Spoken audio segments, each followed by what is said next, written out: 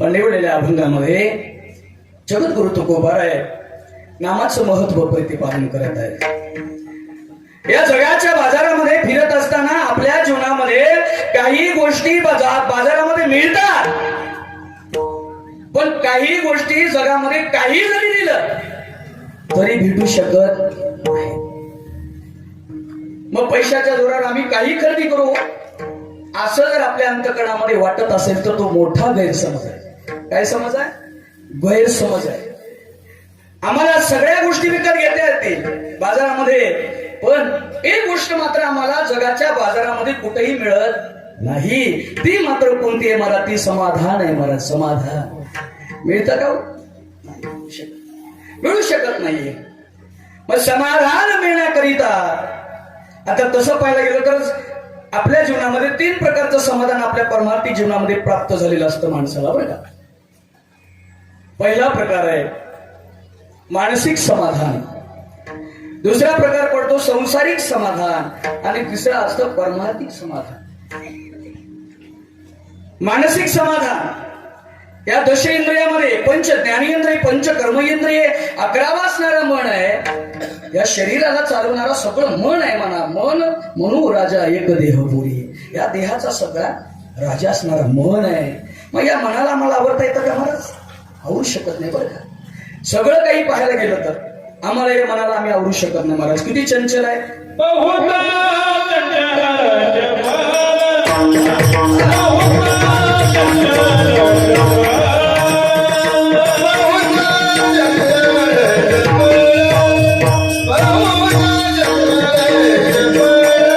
जाता येता नलगे वेळ, जायलाही वेळ लागत नाही या मनाला आणि यायलाही वेळ लागत नाही। अतिशय चंचल आहे महाराज। शास्त्रामध्ये 10 वर्ग चंचल सांगितलेले आहे, त्याच्यामध्ये प्रथम क्रमांक लागतो मनाचा। अतिशय चंचल आहे। मनो मधुकरो मेघो, ब्रह्मभुंगा अतिशय चंचल आहे, मेघ चंचल आहे, लक्ष्मी चंचल आहे महाराज, वारा चंचल आहे, याच्याही पेक्षा माकड चंचल आहे, याच्याही 1000 पटीने मन चंचल आहे महाराज। किती चंचल आहे? 1000 पटीने। आता आम्ही उदाहरणामध्ये पाहायला गेलो तर माकड सर्वांना माहितीच आहे। माकडाला न पाहणारे लोक जगामध्ये नाहीतच, सगळ्यालाच माहिती आहे महाराज। आणि त्यातल्या त्यात माकडाचा गुण काय आम्हाला पाहायला मिळत नाही, पण अवगुण मात्र माकडाकडे भरपूर आहेत, काय का नाही? मग का माकड एक जागी बसतच नाही। मग ते बसल्यानंतर फांदीवरती कधीतरी असं विचार आपण केलं का, पाहिलं का की माकड एका ठिकाणी एका फांदीवरती शांत बसलेलं आहे? शक्य नाही का? तर माकड चंचल आहे, अतिशय चंचल आहे। मग या माकडाला, अतिशय चंचल असणारा माकड कोणातरी जाताना वाकड तरी दाखवतो, हीच तरी करतं, खाजवतं तरी, ह्या फांदीहून त्या फांदीला तरी उड्या मारतं, एवढं चंचल असणारं माकड। पण शास्त्रकारांनी त्याच्यावरती प्रयोग केले। काय केलं?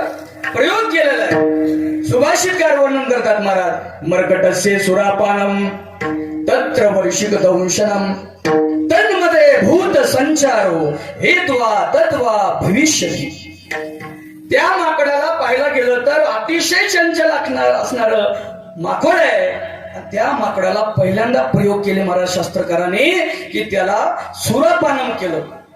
आता ही सुरापानम लक्षात येणार नाही, थोडं शास्त्रीय भाषा आहे, तुमच्या ग्रामीण भाषेमध्ये आपल्या बोली भाषेमध्ये सांगतो, त्या माकडाला दारू पाजवली। काय पाजवली?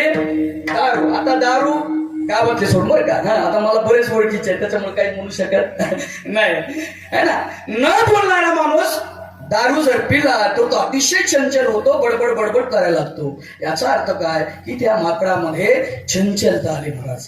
अगोदरच चंचल आहे माकड आणि त्याच्यामध्ये त्याला दारू पाजवली, एवढं माकड चंचल आहे। त्याच्यानंतर मर्कटस्य सुरापानम तत्र वर्षिक दंशनम, त्याला विंचू चावलं म्हणे। काय चावलं?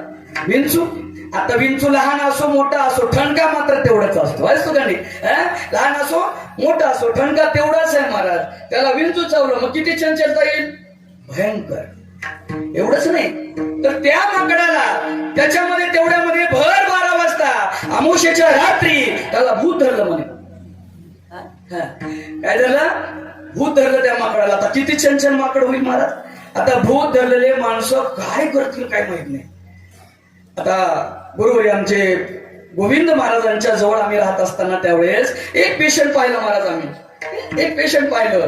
त्या पेशंटाने महाराज शत्रुघ्न महाराज त्या पेशंट तो मुकरामा साईडचा कुठतरी होतो महाराज. तो आलेला आहे महाराजांजवळ. नवल करायची गोष्ट आहे महाराज. साधं एखाद्या माणसाला 2 भाकरी लईच रगडून खाल्लं तर 3 भाकरी 4 भाकरी याच्या पुढे कोणी खाऊ शकेल का दिवसभरातून? नाही ना. तो मात्र असा त्याला या ठिकाणी भूताच्या वेतळामध्ये सापडलेला होता की तो थोडीभर भाकरी एका दिवसात पार करायचा. आम्ही स्वतः पाहिलं ते. एवढंच नाही, पाणी किती पिणार हो? पाणी एखादं जास्तीत जास्त 2 लिटर 5 लिटर. शरीराला दिवसभरातून 7 लिटर पाहिजे पाणी. तो एक टाकी भर 3 गागरीची टाकी पार करायचा दिवसभरातून. सोपं आहे. ती कशामुळे? भूत धरल्यानंतर बघा, भूत धरलेला आहे आणि धरल्यामुळे मात्र या ठिकाणी त्या माकडामध्ये अतिशय चंचलता येईल.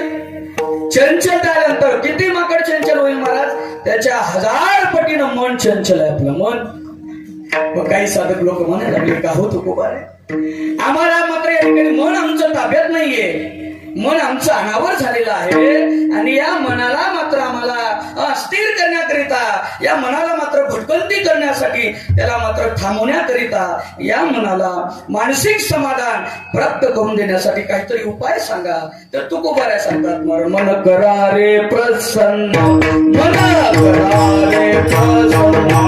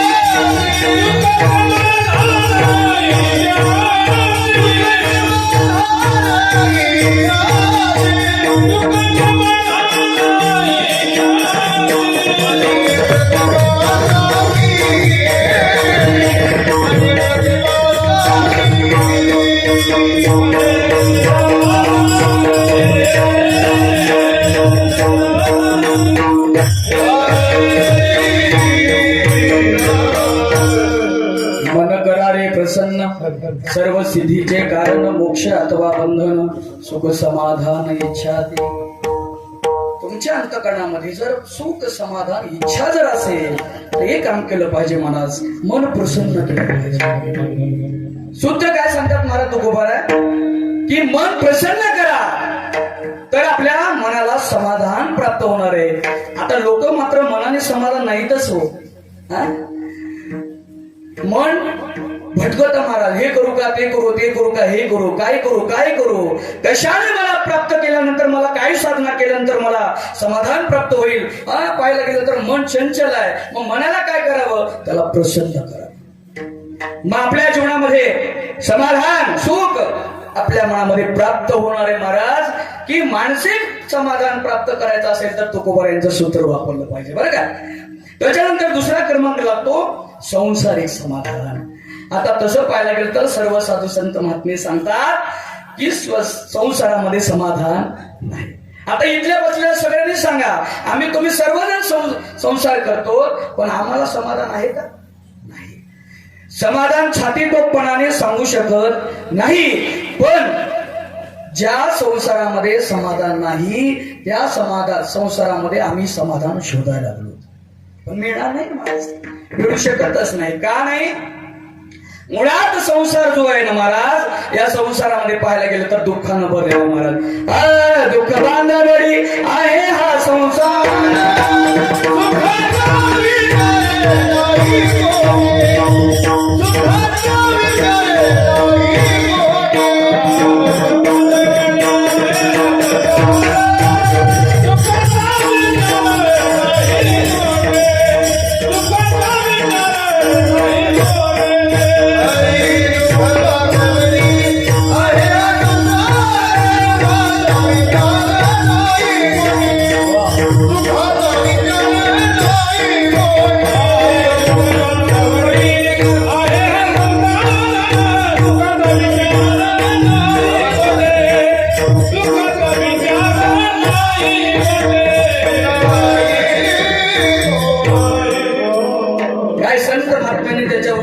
केलेले आहेत महाराज, शोधून काढले. का रे बाबांनो, आपण रात्रंदिवस संसार करतो, संसार संसार संसार सगळं रात्रंदिवस करतो, पण बाबांनो त्या संसारामध्ये समाधान नाही, सुख नाही महाराज.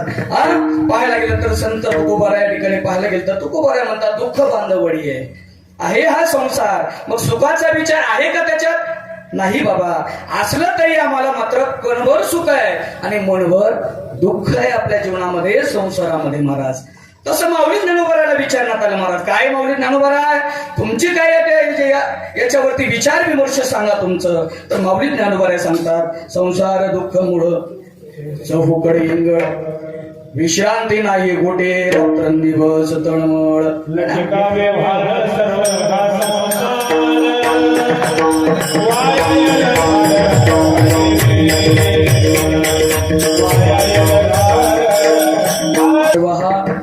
संसार वाया येरझार हरिवीन.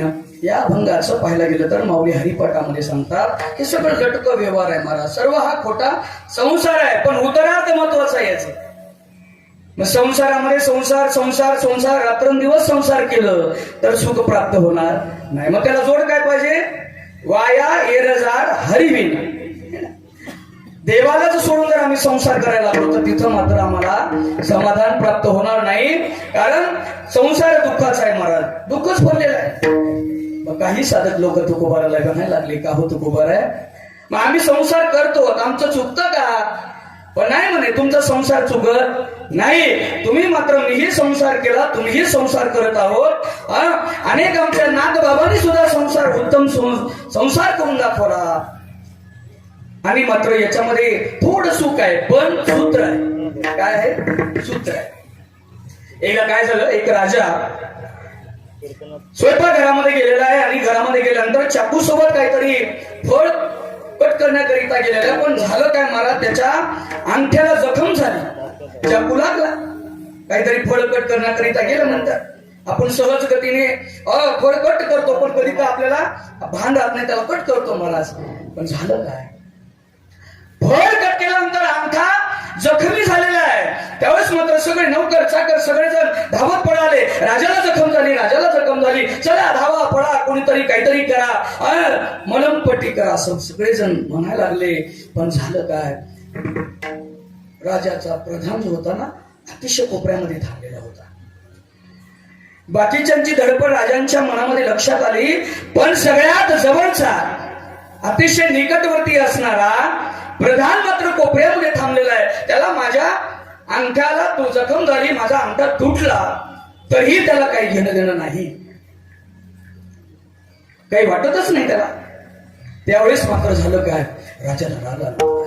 प्रधानाला बोलवलं जवळ आणि म्हणायला लागले, प्रधाना, अरे काही कळतं का तुला, माझा अंगठा तुटला रे बाबा, काहीतरी बघ म्हणे, तुला काळजी माझी काहीच नाही.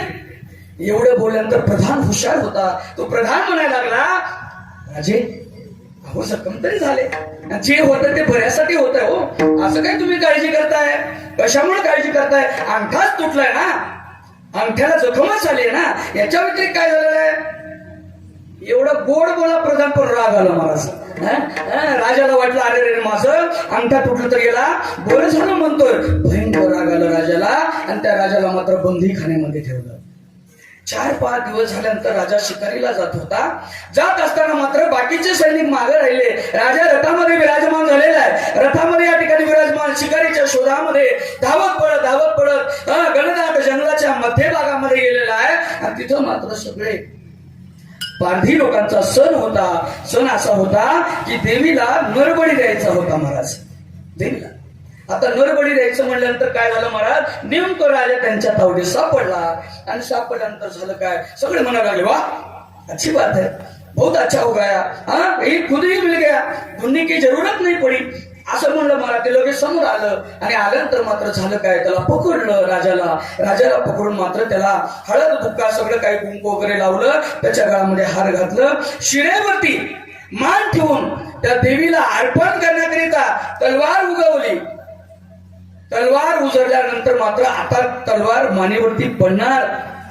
तेवढ्या वेळेमध्ये ती देवी प्रगट झाली महाराज. कशी आनंदी निर्गुण प्रगटली भवानी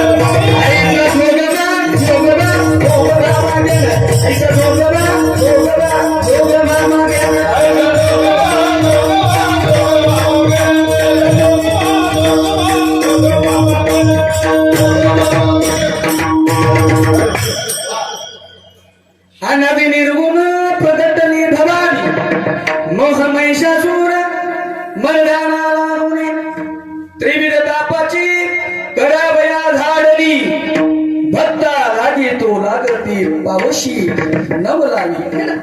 असा असणारी भवानी माता प्रगट झाली महाराज. म्हणा लागले अरे बाबांनो, सद्भक्तांनो, माझ्या भक्तांनो, अरे हे मला मात्र बळी चालणार नाही. का चालणार नाही तर याच्या अंगठ्याला जखम झालेली आहे आणि हा मात्र उष्टा जखम झालेली मला मात्र चालणार नाही. राजाला बरं वाटलं ना. वा, देवी म्हणाले याला सोडून टाका. राजाला आनंद झाला. राजा सुटला की धावत पडत राजवाड्यामध्ये प्रवेश केला. दारामध्ये महाद्वारामध्ये थांबून मात्र मुख्य दारामध्ये थांबून एकच हात दिले, माझ्या प्रधानाला सोडा. काय सोडा? माझ्या प्रधानाला सोडा. आता माझ्या प्रधानाला मात्र सेवकाला सांगितलं तर काय महाराज लगेच सोडलं आणि सोडून मात्र प्रधानाला म्हटलं वा अरे काय तुला ज्ञान आहे रे बाळा, खूपच हुशार दिसतो तू. मग तेवढ्यामध्ये मात्र झालं काय, बरं झालं म्हणे, तो अंगठा तुटला सगळं झालं म्हणे, जर मी या ठिकाणी वापसही परत आलो पण तुला मात्र त्रास दिला रे बाबा, तुला जेलमध्ये टाकलं, तुला बंदीखान्यामध्ये ठेवलं, मला क्षमा कर. एवढं म्हणल्यानंतर मात्र प्रधान शांत बसवकरी महाराज शांत बसला नाही. परत प्रधान म्हणायला लागला महाराज राजे जे झालं ते बऱ्यासाठी. काय झालं? जे झालं ते बरं झालं हो. अरे असं कसं म्हणतोस तू म्हणे, अरे तुला त्रास दिला ना. नाही म्हणे बरं झालं म्हणे. काय झालं बरं? त्याला एकच कारण महाराज. काय झालं? जर विचार करा राजे साहेब विचार करा, जर यदा कदाचित तुमचा अंगठा तुटल्यानंतर मी जर बरं नाही झालं म्हणलं असतं तर काय झालं असतं? तुम्ही तसंच राहिलं असतं है ना. तुमचा अंगठा तुटला, आपण दोघंही शिकारीला गेलो असतो. आता शिकारीला दोघंही गेल्यानंतर बाकीचे सैनिक येतील नाही येतील मला काही त्याचं माहिती नाही, पण तुमच्या अतिशय निकटवर्ती प्रधान या नात्याने मला यावंच लागलं असतं आणि दोघांनाही ते शिकारी लोक पकडले असते. पण झालं असतं काय महाराज, तुमचा अंगठा तुटला म्हणून तुम्हाला सोडून देण्यात आलं असतं. माझ्या मात्र मानेवर तलवार पडली असती, माझा बळी गेला असता. वाटलं आनंद वाटला मला राजाला. वा म्हणे बरं झालं का. आता हे झालं उदाहरण, दृष्टांत झाला. सिद्धांत काय महाराज तर तुकोबाला सांगतात महाराज की मात्र संसारामध्ये सुख आहे हो, समाधान आहे, पण एक मात्र काय करावं लागतं महाराज. काय करावं लागतं?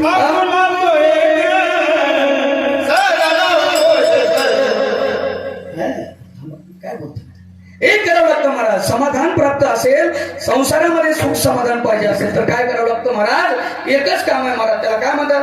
ठेविले अनंत तैसेची राहावे, ठेविले अनंत तैसेची राहावे, ठेविले अनंत तैसेची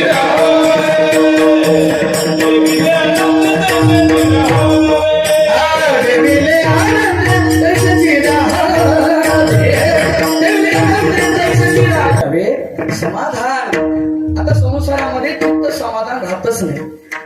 राहत का? रात्रंदिवस उठल्यापासून तर सकाळी उठल्यापासून तर रात्री झोपेपर्यंत इकडं पळ तिकडं पळ तिकडं पळ इकडं पळ. कशासाठी? पैशासाठी है ना? कशासाठी? पैशासाठी महाराज. आता पैशाने समाधान संसारामध्ये तर मिळतच नाही हो. मोठा गैरसमज आहे लोकांचा की पैसा अडका धन दौलत असल्यानंतर सुखी समाधानी असो, पण नाही. मग त्याला काय जोड लागतं महाराज? छत्रपती शिवाजी राजे तुकोबारायांची परिस्थिती लक्षात आली महाराज, आणि तुकोबारायांची परिस्थिती पाहिलं आणि छत्रपती शिवाजी महाराजांच्या मनामध्ये आलं की आपण तुकोबारायांना मदत करावी. तुकोबारायांना आम्ही सदैव सोडके जवळ येता चोर जाके जाऊ पुढती भिके कुत्री घर राखी ती नांदून कायशी सांगा, है ना? अशी परिस्थिती जगद्गुरु तुकोबारायांची. जगद्गुरु तुकोबारायांची परिस्थिती पाहिलं तर छत्रपती शिवाजी राजे मनामध्ये विचार आला की आपण तुकोबारायांना काहीतरी दान द्यावं. हिरे माणिक मोती सगळं काही या ठिकाणी पाठवलं, मला धान्य पाठवलं. तुकोबारायांच्या घरी पाठवलं. घरी पाठवल्यानंतर जिजाई मातानी सगळं काही धन दौलत घेतलं महाराज, आणि घेऊन मात्र तुकोबाराय बाहेर गेलेले होते. आणि गेल्यानंतर मात्र झालं काय? तुकोबाराय घराकडे परत आले. परत आल्यानंतर मात्र पाहतात तर काय, सगळं घरामध्ये धन दौलत हिरे माणिक मोती सगळं काही आहे. पण तुकोबाराय मात्र या ठिकाणी पाहिलं आणि लक्षात आलं महाराज कोणी दिलं हे? तर स्वराज्याचे रक्षक असणारे, स्वराज्य हिंदवी स्वराज्याचे स्थापना करणारे छत्रपती शिवाजी महाराजांनी हे सगळं नजरानं पाठवलाय आणि मी मात्र तो स्वीकार केलेला आहे. तुकोबाराय जायला म्हणायला लागले, गावले तसं नाही ग, याच्यात काही समाधानी नाही. मग हे परत पाठवलं महाराज. परत छत्रपती शिवाजी महाराज राजाला भेटायला आले. का हो जगद्गुरु तुकोबाराय, मी पाठवलं तुम्हाला, तुम्ही का घेतलं नाही तो? तर तुकोबाराय त्यावेळेस सांगतात, महाराज तुम्ही काहीच नाही, आम्ही तिने सुखे म्हणा विठ्ठल विठ्ठल, कारण तुमचे एरवित धन ते मज मृतिके समान आहे ना. ते आम्हाला घेऊन देणार. संसारामध्ये समाधान पाहिजे असेल तर आम्हाला चित्ताला समाधानी पाहिजे, चित्त स्थिर पाहिजे. आहे त्या परिस्थितीमध्ये गरिबी असो श्रीमंती असो, श्रीमंती आली म्हणजे माजायचं नाही आणि गरिबी आली म्हणलं तर लाजायचं नाही, अशी परिस्थिती. तिसरं समाधान आपल्याला पाहिजे. तिसरा समाधान परमार्थिक समाधान आहे. तिसरा. आता या परमार्थिक समाधानामध्ये 4 प्रकार पडतात महाराज. पहिलं समाधान आहे भगवंताच्या चरणाला पहिल्या मनामध्ये समाधान वाटतं. आपण रोज अभंग म्हणतो, झाले समाधान तुमचे धरिले चरण, आता उठाविषयी म्हणा येत नाही नारायणा. का? त्या भगवंताचं पहिल्या चरण पाहिले की समाधान वाटतं. दुसरा समाधान आहे संतांच्या पायाला, संतांच्या संगतीमध्ये गेल्यानंतर आम्हाला समाधान प्राप्त होतं महाराज. तुकोबारायांचे एक अभंग आहे महाराज, झाले समाधान पायी विसावले, पायी संतांच्या पायावर मन विसावलं, स्थिर झालं, आम्हाला समाधान प्राप्त झालं. तिसरं समाधान महाराज भगवंताच्या नामामध्ये आहे. चौथा समाधान भगवंताच्या हरिकथेमध्ये आहे. आतापर्यंत आपण प्रस्तावना केली. आता याच्यामध्ये पाहायला गेलं तर जगद्गुरु तुकोबारायांना पाहिलं काही साधकांनी म्हणायला लागले, हो तुकोबाराय तुमच्याकडे तर काहीच नाही हो, धन नाही दौलत नाही काहीच नाही, तरीही तुमच्या चेहऱ्यावर समाधान कशाची आहे? कशामुळे एवढं समाधान आहात? तर तुकोबारायला साधक लोक विचारल्यानंतर तुकोबाराय म्हणतात, बाबांनो मी माझ्या जीवनामध्ये 2 अशी साधना केलं आणि ती साधना करत असताना सतत केली आणि ती साधना केल्यानंतर माझ्या जीवनामध्ये मी एक नामचिंतन सतत केलं आणि भगवंताची हरिकथा मी सतत केली, म्हणून माझ्या जीवनामध्ये सतत समाधानी प्राप्त झाली. असा अभंगाच्या प्रथम सदा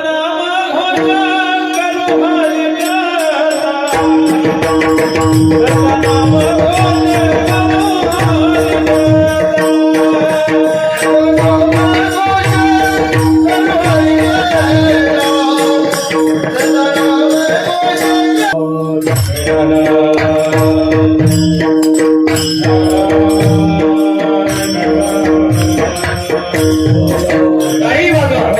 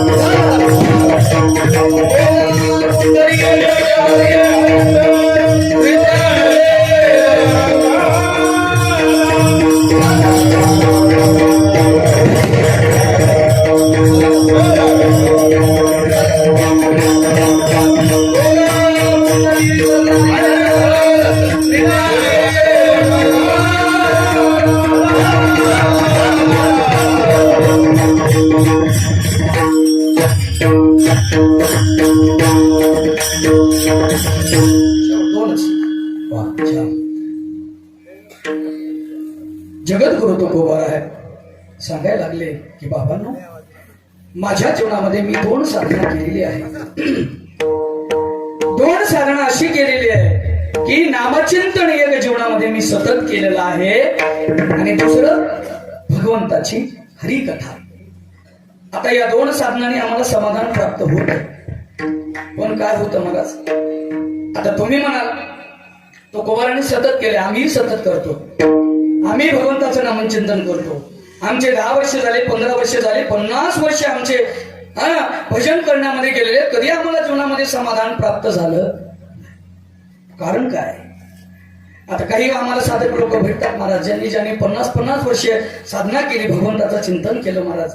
पण ते लोक म्हणायला लागतात, महाराज काही होऊ द्या हो, आमच्या भजनी लोकांच्याच वारकरी लोकांच्याच नशिबाला दुःख काय येतो? आम्ही रात्रंदिवस भगवंताचं चिंतन करतो, आम्हाला दुःख काय यावं?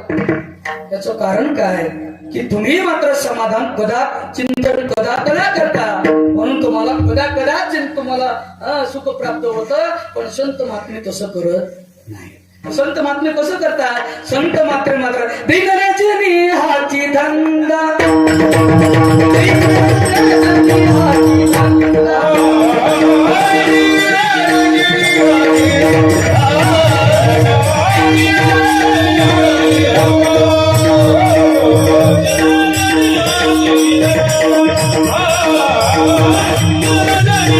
Oh